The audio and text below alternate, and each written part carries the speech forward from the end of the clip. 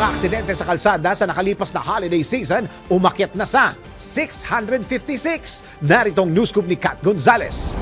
Umakyat na sa 656 ang bilang ng mga aksidente sa kalsada simula December 22, 2024 hanggang kahapon January 5. Ayon sa Department of Health, mas mataas ito ng 32.7% mula sa naitalang kaso sa kaparehong panahon noong nakaraang taon. Sa datos ng DOH, mahigit 500 at 6 na po ang hindi gumamit ng safety gear, mahigit 400 at 6 na po naman ang kinasangkutan ng mga motorsiklo, habang mahigit 120 ang nagmaneho ng lasing. Patuloy namang pinapaalalahanan ng publiko na iwasan ang pagmamaneho kung nakainom o pagod, magsuot ng helmet at gamitin ng seatbelts, sumunod sa speed limit, huwag gumamit ng cellphone habang nagdadrive at tumawag sa mga numerong 911 o DOH hotline na 1555 sakaling may emergency. At yan ang news scoop. Ako si Kat Gonzalez, nagbabalita ng tama, naglilingkod ng tama.